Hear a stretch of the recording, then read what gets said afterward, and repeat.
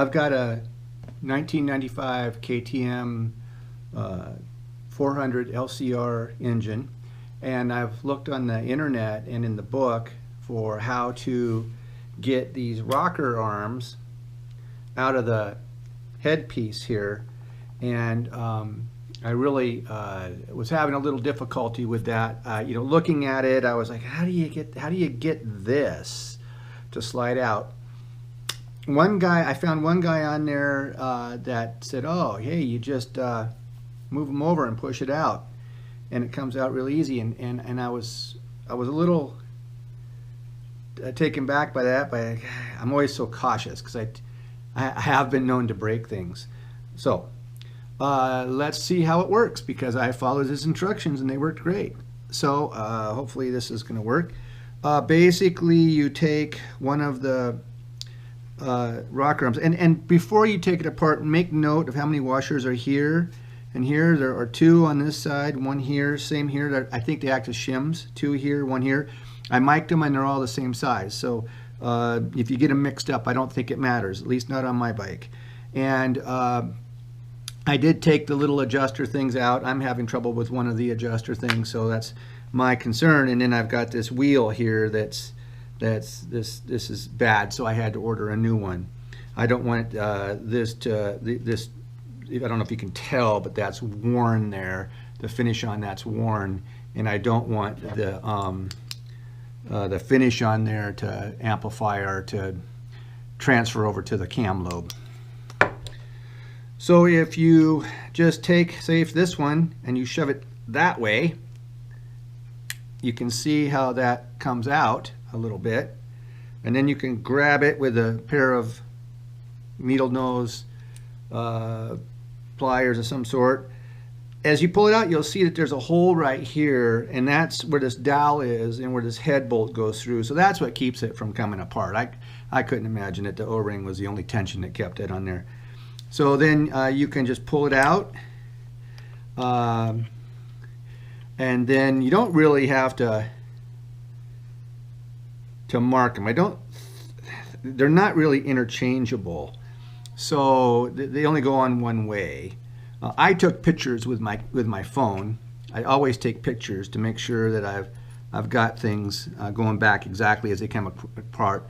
And so I'm going to put these washers back on here exactly as they came off.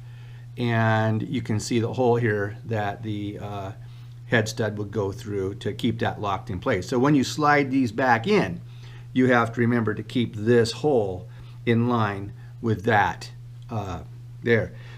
There is a little access port here and down here, maybe with a wooden dowel if you need a little help, some kind of bendy thing, I don't know, to kind of push it over, but you don't want to mar anything in there. I was able to shove this over, and you can see that come out like that, and then I can grab it and pull it out. Now granted, I've had this thing apart once already before, so it does seem to be coming apart a little tiny bit easier than previously the first time, but it came apart pretty easy. And I did use my pliers on one of these to pull it over. I marked on the end the intake, and I marked the exhaust so that they will go back in the exact same spots. I don't know if that really matters, but I assume that with the compression release deal right here, and that's on the front part of the motor where the exhaust is, that these are the exhaust valves. So that's it. And then putting it back together, you know what I did was I just took off the washers. Now here's the two. I started to slide this in. I fed the two washers on there because I wanted to get that on there, and then I knew from my pictures which one went where. You know, you can always mark them, but I just took pictures, and they're different. They're different, a little bit different shape. They're opposite shaped. Ran that in like that. Got the other washer. Held the thing up like that. Slid this over. Pushed it up in. Made sure that these deals are locked in. I'll do it. But you know, that's the video. So if you are bored now, you can you got what you need. And then I got to make sure I line up this. Yeah, see, that's a little tight there. So I got this hole here lined up with this hole here, and then slide that baby back in. I can see down through this hole. Got this lined up. Same thing on this side. I've never done a YouTube video before, so I'm hoping I get this thing loaded up and you guys, so it does somebody some good. That goes in there like that. Make sure that this is lined up again. The last washer, I tend to like to, you know, I kind of let gravity help me, and so I put it up like that so it doesn't fall. And then when I shove it up in there, I'm hopefully getting my washer in place. Of course, that doesn't help if you can't see. I hate it when people do things and I can't see what they're doing.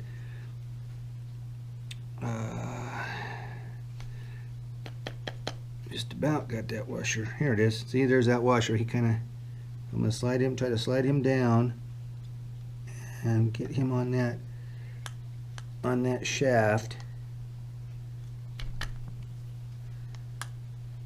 Of course, I have to see what I'm doing too. Get that lined up there. That's got to be close.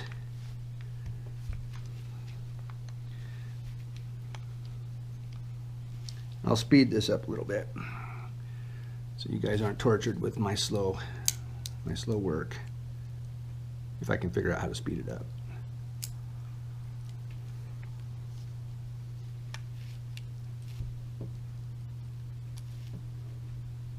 Oh, wrong end. There we go. Okay, so it's in there. The hole isn't exactly lined up, so I imagine you'd get something in, turn that a little bit and get that to line up right, push it in, and now they're in. And that's all there is to that. Of course, you still need to put the adjusters on, but you can get to both sides from here, so no big deal.